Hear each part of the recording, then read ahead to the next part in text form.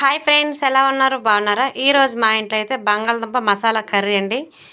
కావాల్సిన టమాటాలు, పచ్చిమిరపకాయలు, చెక్క, లవంగ, యాలక్కాయలు, ఎండు కొబ్బరి, అలానే పుదీనా, కొత్తిమీర, గసగసాలు.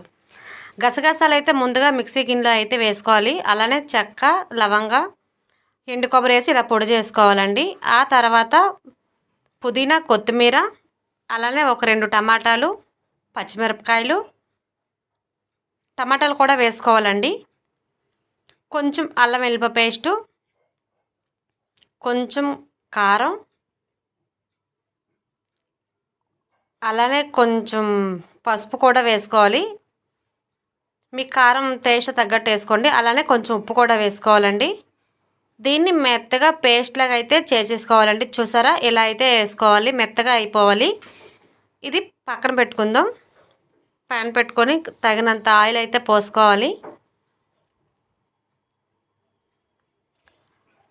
దాంట్లో 1 చెక్క, 1 లవంగా వేసుకోవాలండి. అలానే ఒక బిర్యానీ ఆకు ఉండిద్ది కదా, అది కూడా వేసుకోవాలి.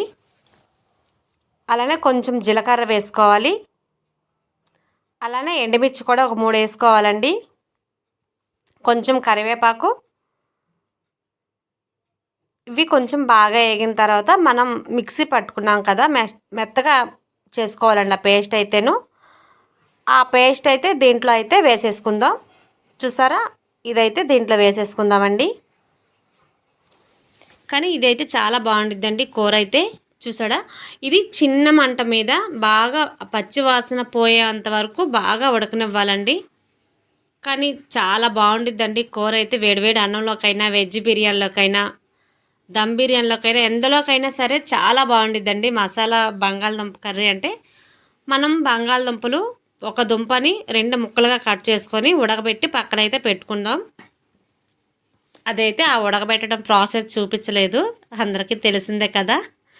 చూసారా, గ్రేవీ అయితే ఇలా కూడా చేసుకోవచ్చండి. గ్రేవీని ఏమీ లేకుండా కూడా ఇలా కూడా చేసుకోవచ్చు. ఎన్ని విధాలుగైనా బాగుండిద్ది. చికెన్, మటన్ కూడా అవసరం లేదు, ఇలా అయితేనే చాలా బాగుండిద్ది. కొంచెం వాటర్ పోసుకోవాలండి. బాగా ఉడకనివ్వాలి. అది కూడా మసాలా పచ్చివాసన అంతా పోవాలండి.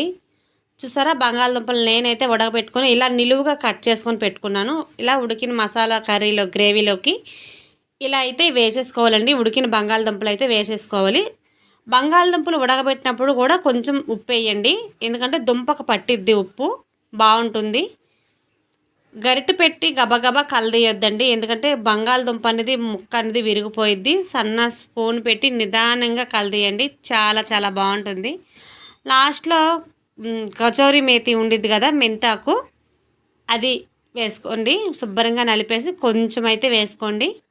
ఉంటే వేసుకోండి, లేకపోతే లేదు, ఇంపార్టెంట్ ఏం కాదు. ఈ కూర మీకు నచ్చినట్టయితే లైక్ చేయండి, సబ్స్క్రైబ్